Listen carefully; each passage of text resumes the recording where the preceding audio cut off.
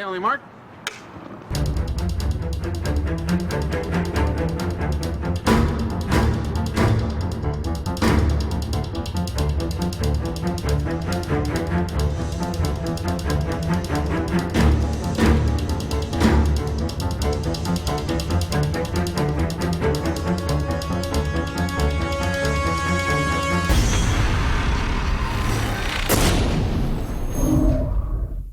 I love movies that force you, the audience, to be a participant rather than just a voyeur, and I think this is one of those films where you jump in, try to get ahead, try to figure out what the heck's going on, and you get that much more involved.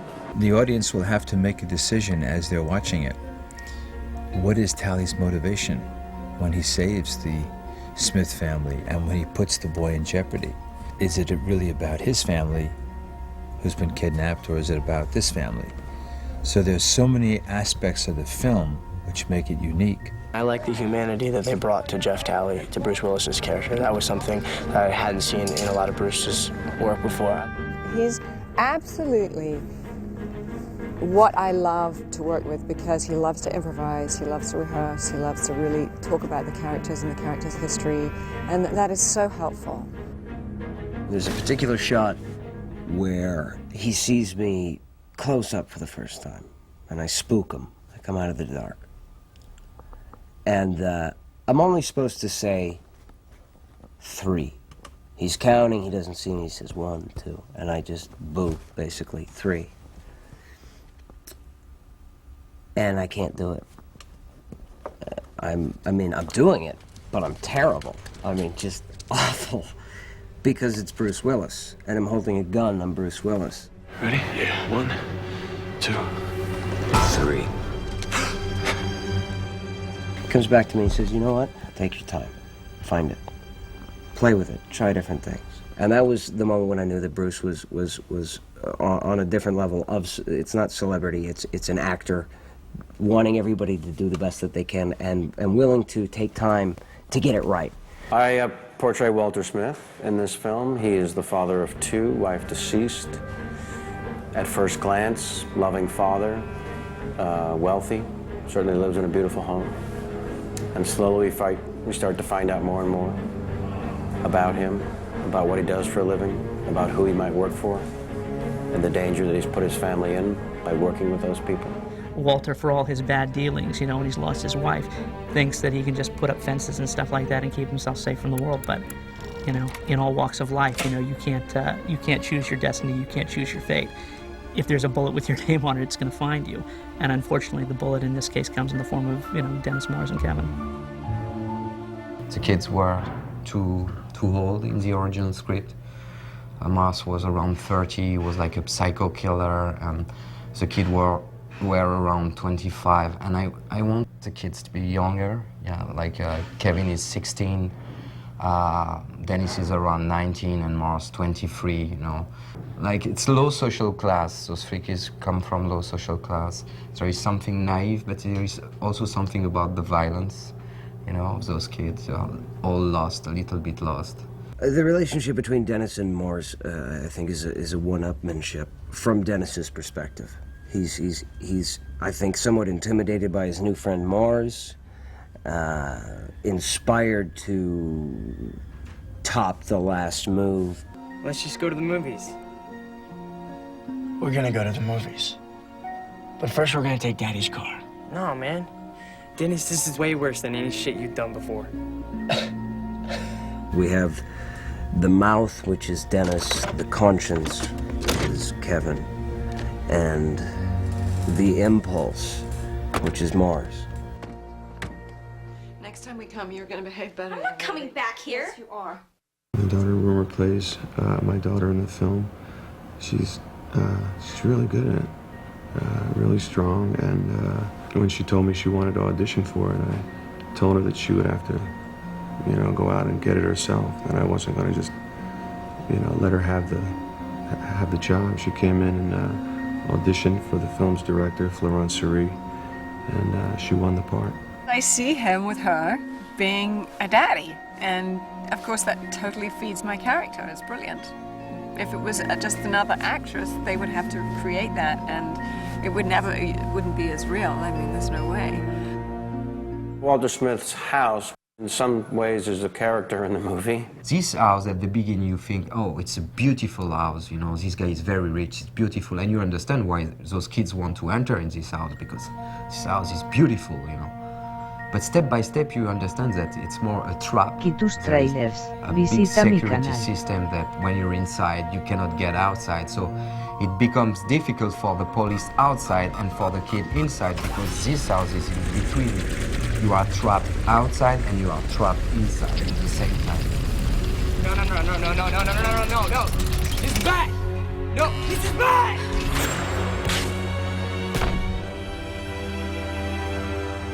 We did lots of work. This house is like a giant gobo or cucaloris.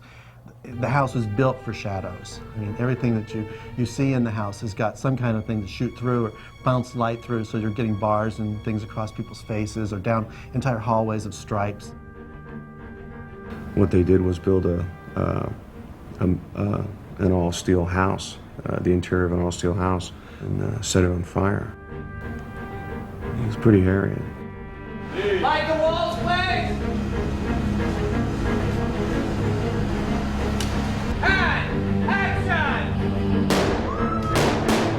Fires coming from the ceiling, fires coming out of the walls, walking down hallways, holding a lit Molotov cocktail with fuel in it. By the end of the day, I'm covered in fire gel. There are people in full fire gear, masks, ready to hose you down. What happens in the end is the whole entire house burns down. That's a wonderful metaphor, because, you know, the whole thing burns down, and then out of the ashes comes Tally's redemption. And action! I think the most appealing element of Hostage is Florent and his vision and the way he sees the world. From my experience, which is only 38 years and over 60 films, Florent Serry is one hell of a director. He loves the film noir of the 40s and 50s, so we're taking that. And he also loves the action thriller movies of the 70s. So we're taking that, and he's kind of taking those two along with, let's say, the music video generation of the 21st century, and combining those three, and I think that's what you get. I think that's what you'll see is a very hip, scary, thrilling kind of film. Film noir, it's the atmosphere of the movie. We work with a lot of shadow, backlight, you know, very mysterious, a tense atmosphere with mysterious character, and it's all about light, shadow, tension. I like to play with the genre in general, so for me it's the definition of this movie. It's a film noir, and it's a thriller, but more psychologist, because it's more about the characters, you know. We have Jeff Talley, the main character, who is lost all the time in this movie, because the first scene, he failed in the first scene, he failed so strong. So it's his redemption, you know, but he's lost, and those kids are lost too. And they fight against their own ghosts. I've hit people harder, and they haven't fallen. I understand. You're under a lot of pressure in there. Very interesting how a negotiator first picks up the phone and the first words to come out of his mouth are what those words are, what he means by them, and what information he's trying to glean from whomever he's speaking to. Just relax. Relax. We're looking for your wife's boyfriend, and I'm gonna find him, all right? You help me? Which one do I shoot first? Do I shoot the whore, or do I shoot the horse boy? Huh? You help me, Joe! No, Joe. Nobody wants to hear gunshots in there. You scare us all out here. Peter Weyereder, who is our technical advisor, was monumentally helpful. I was a police officer for 22 years here in Los Angeles on the LAPD SWAT team. I've tried to put him in the frame of mind of what it's like to have to negotiate with people, especially people who are unstable, because the ultimate goal is to save everybody, including the suspect, not just the hostages. SWAT's credo throughout the country is that we have a peaceful resolution to everything. I don't care if it's a suspect by himself, barricaded. Our real job is to get him out. We're successful if no one gets hurt. That's what we're for. Whether it's hostage rescue, whether it's a jumper on a roof, somebody who's trying to commit suicide, SWAT's job is to save them. We don't judge them. The last few months I've worked with Florent on the negotiator part of the dialogue, so that the audience can feel that Bruce really is a negotiator, and that the words he's saying and his tone and his tempo in his delivery really has an authenticity to the feel of what it's like to talk to somebody who is totally unstable, and yet we are trying to calm this person down to keep him from doing the worst case scenario. I'm running this shit. You talk to me. That's right, Dennis. You are running this shit. Tell me you're the man in charge. That'll be your responsibility. You understand? Fuck you! Don't try and play me! You get us a helicopter to fly us out of this shit. Just a local paper pusher, Dennis. Get me a fucking helicopter before I start shooting people! Be cool, Dennis. Be cool. Nobody wants to hear guns go off in there. You tell me you didn't shoot my cop? All right, I believe you. It starts out with being a good listener, finding out that key, something that you can come back to that person and start a dialogue. If you can't get an opening dialogue with the person and he elicits some clues from him, as well as intelligence for the SWAT guys. We're always trying to elicit intelligence. But to get a chance, if you find a common thing to talk about, can lead to you somewhat bonding with that person inside on the other end of the phone or face-to-face and getting him to do what we want, you know, to give up, to stop this activity. And that to me is the biggest thing. You have to be a good listener before you can be a good speaker. You're going to get to know these people. You're going to get to feel the fear. You're going to get to experience the emotional scariness of what they're about to encounter. You are going to see the world when somebody wants something badly enough and they'll kill for it. That reaches a whole other level of humanity. It looks like just a classic hostage movie where a negotiator's going to go in and try and save the people inside. Those aren't the real hostages. There are a lot of other hostages. The effective thing about this film is that there are so many levels, and people are coming from so many different places, and it's all colliding into this fortress. Stand down! Stand down! The kids are in the house! Let him go!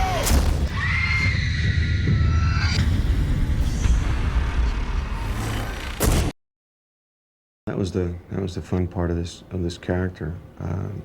The metaphor, I guess, would be that he tus trailers. he Visita mi canal. has to climb a mountain, I guess, and as soon as he gets to the top of that mountain, he sees 20 more mountains that he has to climb and go down into that valley and climb the next mountain. And he never, because of his self-doubt and because of his failure in Los Angeles, he is plagued with self-doubt, and he never really thinks that he's going to be able to get his family back.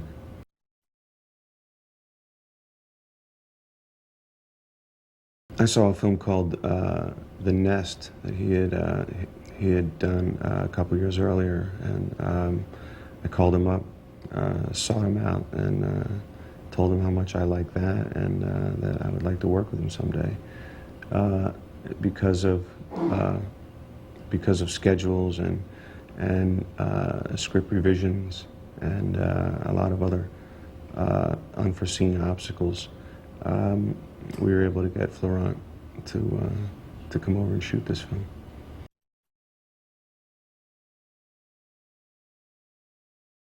The young children, the young men and women and kids in this film were some of the most talented actors that I've ever worked with. All committed, all willing to take big risks. Just all of them really turned in honest, real, interesting to watch performances.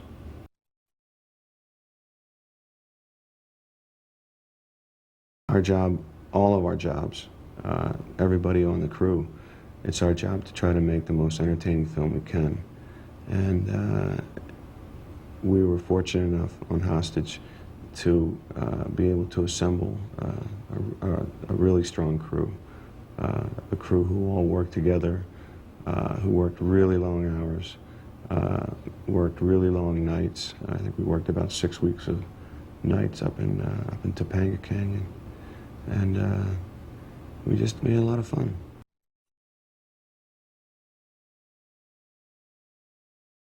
I really like working with the crew. I've always been a crew guy. We had a lot of laughs under really extreme conditions, and a really great cast who gave 110% all the time.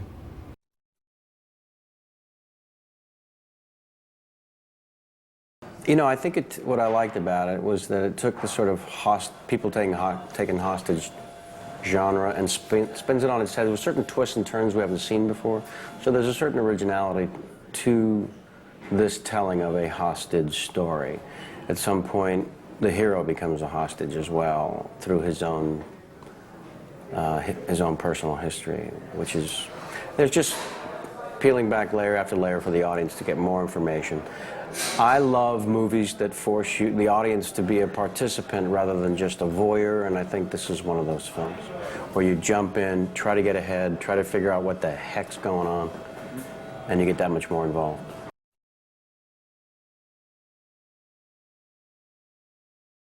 I portray Walter Smith in this film. He is the father of two, wife deceased. At first glance, loving father, wealthy. Certainly lives in a beautiful home. And slowly we start to find out more and more about him, about what he does for a living, about who he might work for, and the danger that he's put his family in by working with those people. And he certainly loves his children and is playful with them in terms of their verbal repartee in the beginning of the movie, and treating them like adults in a sense with his humor. And then he's really put to the test in terms of what he's willing to do for them.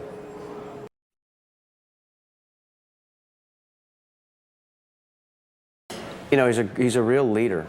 You know, he comes on a set, and I think everyone kind of knows that if he didn't greenlight this movie with his talent and stature and international box office draw, none of us would be here working. So he kind of carries it into the room before he says anything.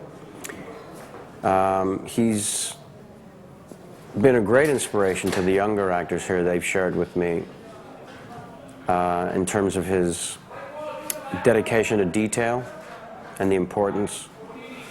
He's doing some dramatic work in this film that people haven't seen in a very long time, that everyone's wildly proud of. And thrilled for him.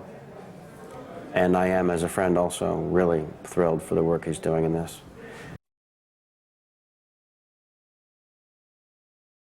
In terms of the role in Hostage, there is an emotional level that I'm not used to getting to in my alleged body of work, so this has been a challenge in that way.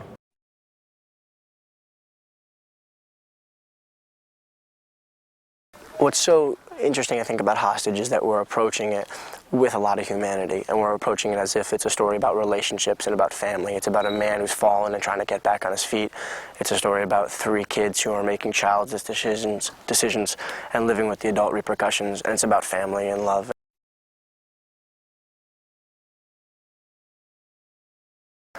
My character, Dennis Kelly, and my brother's character, Kevin Kelly, are working class townies. I'm from Boston, so for me, I really understand what that townie work ethic means, that blue-collar nature.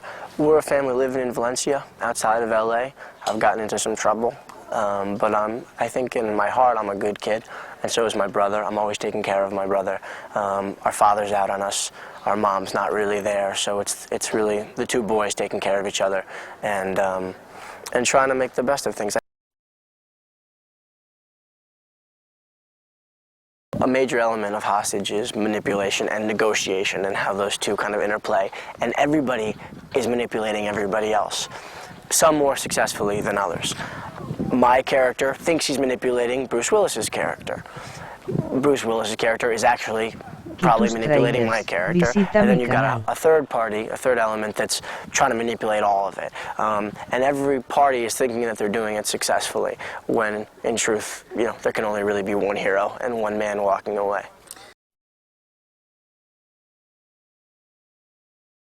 Thorwald knows what he wants, he knows how to get it, he knows the first shot in the morning, he knows the shot right after lunch, and he's not only making it look beautiful, but he's bringing a lot of humanity to the project that most kind of actor or action directors wouldn't want to bring. As an actor, he's incredibly helpful, and in regards to the camera, you know, he's that droid.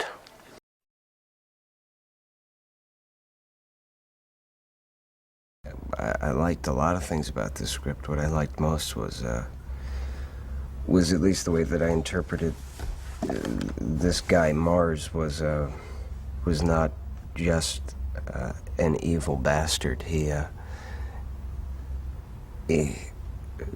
a romantic, and I think I like that. The immense amount of violence that comes from him or inside of him is not based out of just evil. It's, to me, Mars, yeah, is a hopeless romantic with a very violent side.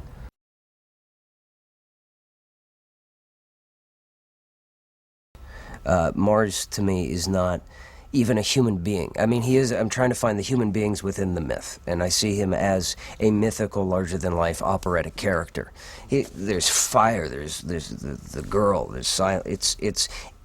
It was, well, in addition to the preparation, was listening and watching as much opera as I could. It's about the large gesture.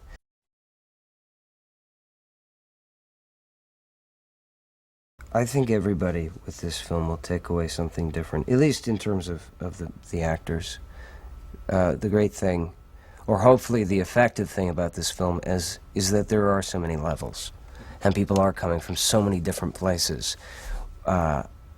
And it's all colliding into this fortress.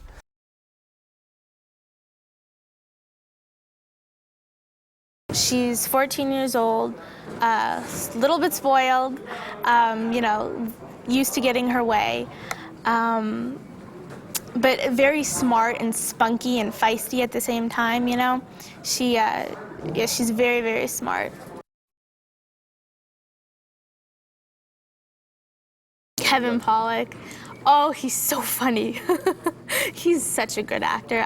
When I found out that he was going to be playing my dad, I was like, are you kidding me? He's great, and he's in everything, too. I think he's done like 52 movies or something like that. Like, it's amazing. And he's like the funniest guy you'll ever meet. He's hilarious. He keeps cracking me up. Like, we'll be doing this really like serious scene, and he'll be like joking. I'll be like, no, you can't do that right now. I have to concentrate. So he's great. He's so much fun.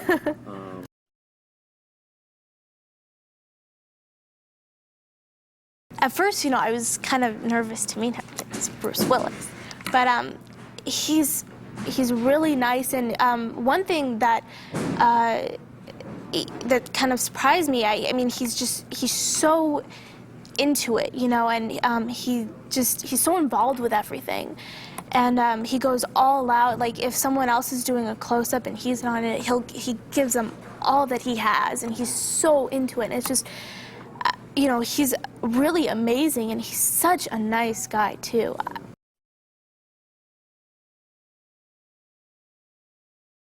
I hope that, you know, people really enjoy it, and it's different from anything that's really been done in a while, and, you know, it's very adventurous, lots of action, you know, a little bit of romance maybe in there. And, you know, it's really good. It keeps you on your toes, keeps you guessing.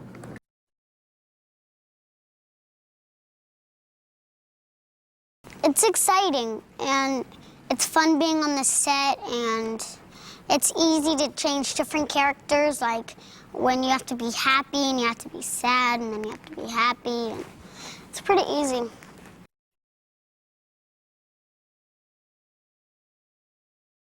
Well, I haven't been upstairs yet. I've just been in the downstairs, but the downstairs is really pretty.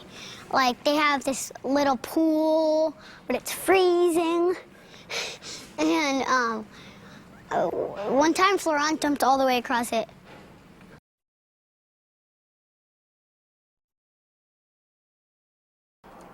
I love the combination of really touching emotion and suspense.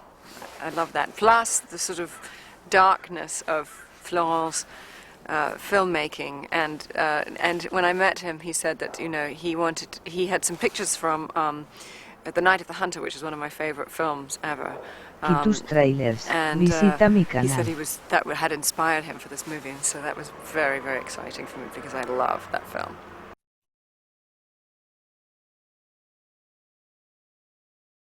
Absolutely delightfully French, and his English is getting better and better. I've seen his film The Nest. I don't know if you've seen that film. They're really beautifully shot, very interesting, very different, strange film, but fascinating and gripping. He's a lovely, lovely person who's very good with actors, very good at explaining what he wants, and even in his fragmented English, and he's just a delight to work with. Absolutely lovely.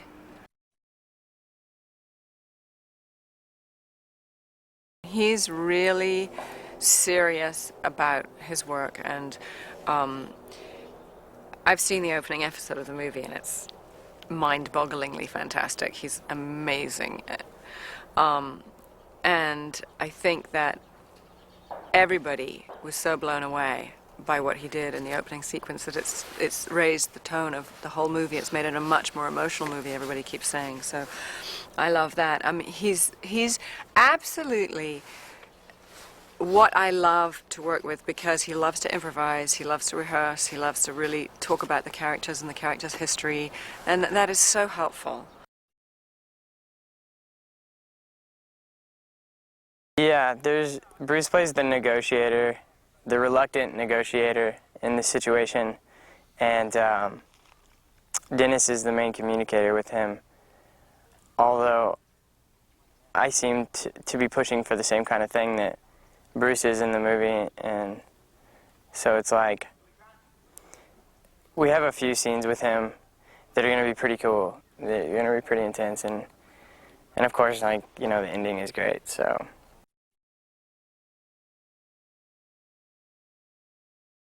I've worked with a lot of people just throughout my whole life in any kind of situation, and he just has this rare quality of like pure passion, you know, and so it's like it comes out through every facet of communication. His whole body speaks with his full body, and you see it, you know, and you see where he wants it to go, and it's just, he doesn't even, you know, and then of course, like, okay, he doesn't speak, you know, he's not completely fluent in English, and he's still doing this amazing job and pulling all these people together. It's great. It's like this international conglomerate effort.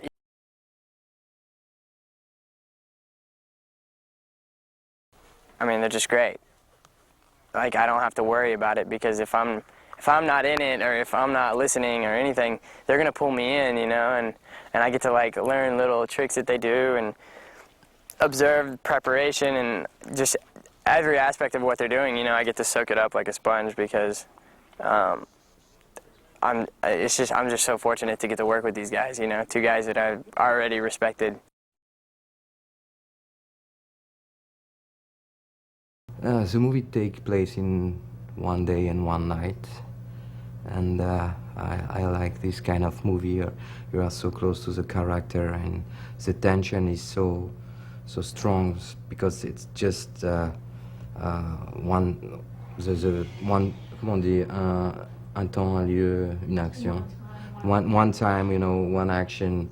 So it's really like you can do in a small space, in one space, a lot of things, and to raise the tension a lot. This kind of structure of movie.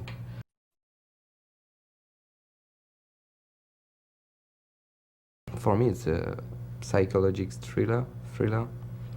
You know, it's more. I like to play with the genre in general. So for me, the definition of this movie, it's a film noir in a modern way. You know, that's my definition of this movie. You know, and it's a thriller, but more psychologic because it's more about the characters.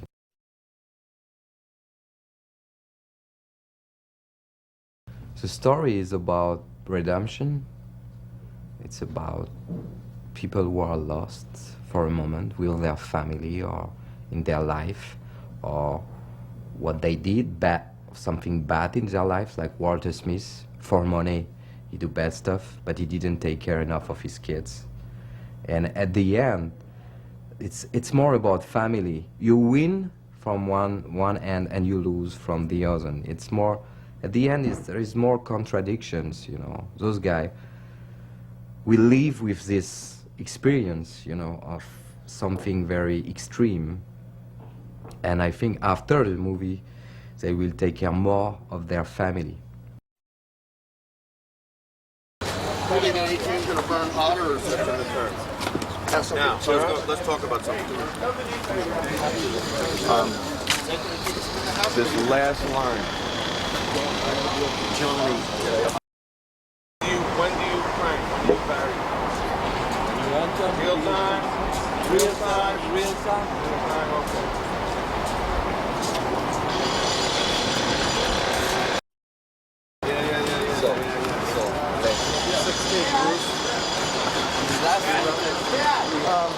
Right now, I'm going to get it out of people's way. I'm going to leave it there right now.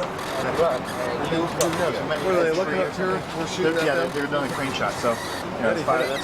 Bada bing. Baba booey. Wham.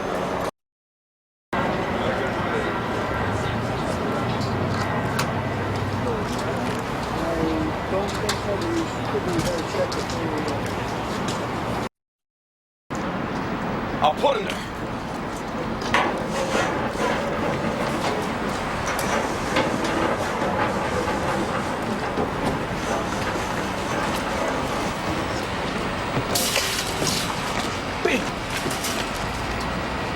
Cut!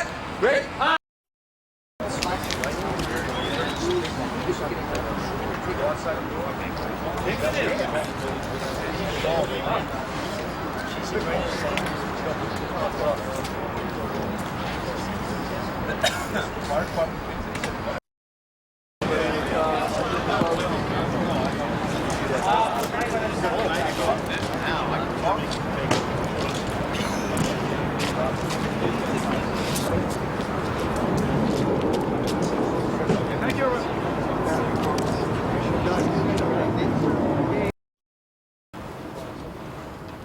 Action! Joe, only God has the right to decide who lives and who dies. And he hasn't just... Joe! Hey! Hot, nice. Hey. Mark? Listen to the cool echo. Action when you want, Ben.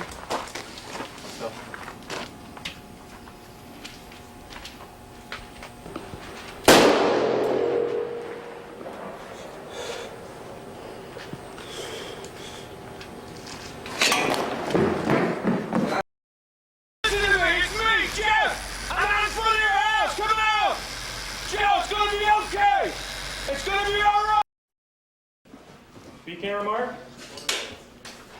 Set. Action. Bang!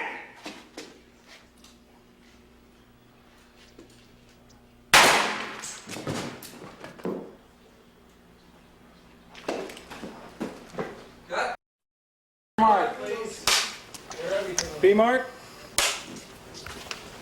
Set. And action.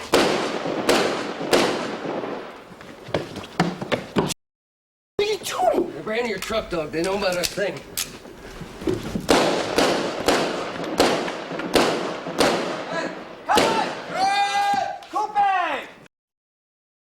know what I mean? I put a couple of times he's shooting my name. You want to do it?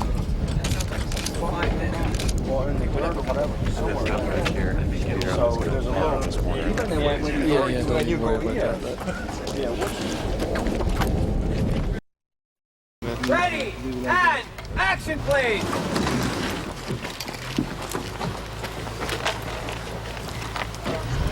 Hector, you all right? Yeah. Coming to you. Go, go, go, go, go, go. Sorry. I couldn't get to her. All right. I'm gonna go get her. All right, Chief. Jack? This guy shoots. Faut que tu sois plus dans l'axe à ce moment-là. This guy shoots at me. I'm going back to the car. This guy shoots at me. You're authorized to return fire. All right? Right here's your shot. Here we go.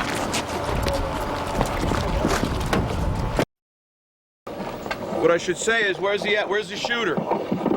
Right? Yeah. Yes? Yeah. And then when you tell him, I mean, what would you say? You say, where's the shooter? Up high. I don't know. Yeah, he would say up high. Up high. I can't see. Top of the stairs. Yeah. Where's the shooter? Top of the stairs. I don't know. All right. Voilà, perche. I'm gonna go back to my car. What is that, Let's boom? not shoot again. Oh, that's so loud, Tommy. You all right? Yeah, there's no crowd hotel on that one. Sticks on me. Hey, Frank. Set. Thank you. Ready. And action. Hector! You okay? Yeah. Coming to you! Where is she? Driveway. I couldn't get to her. I don't know. A lot of shots. Everything happened so fast. Visita mi canal. I don't know. All right. Calm down. All right. Listen. I'm gonna go back to my car. This guy starts opening up again. You start opening up. You start shooting your gun. You understand? Hector, are you okay? Yeah, Chief. Yes. You are authorized to return fire. You understand? Yes, Chief. Got my back? Yes, sir. Here we go.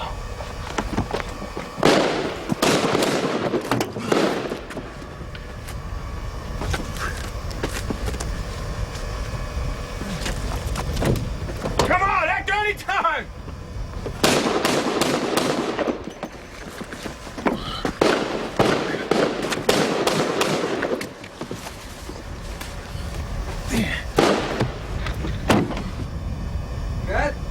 Cut, tail.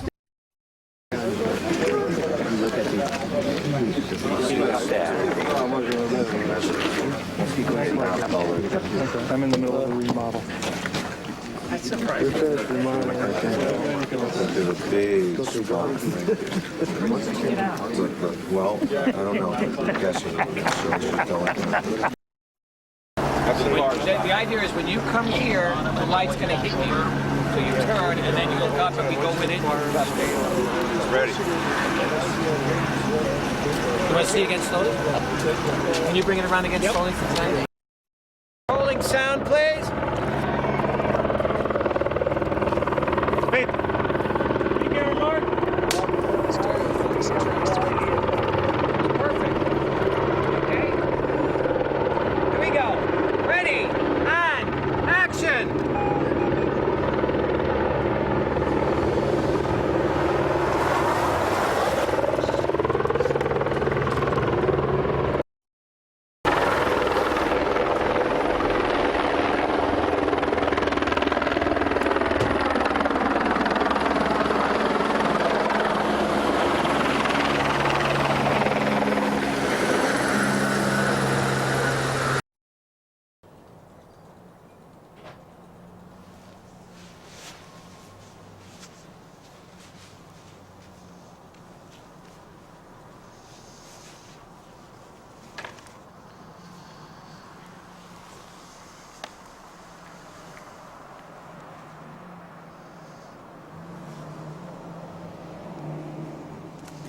I don't know what pisses you off more.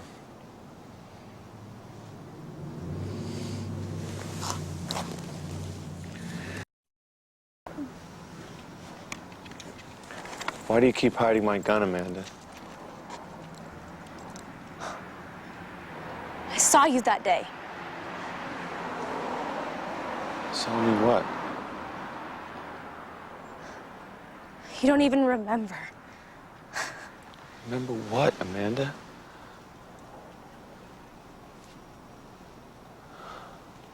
Amanda. Amanda, honey. Amanda?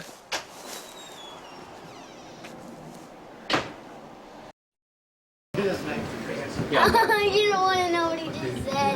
Okay. Just at the inquest with like kept quiet. You didn't say that. Yeah, he did. You couldn't have. Shoot him! Shoot him!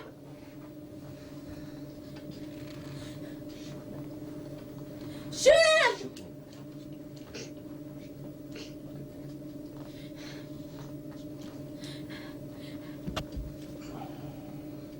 Quitus Trailers, visita mi canal. Thank you. Ready and action.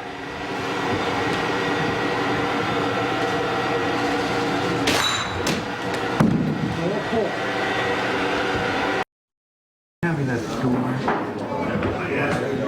Bye, guys.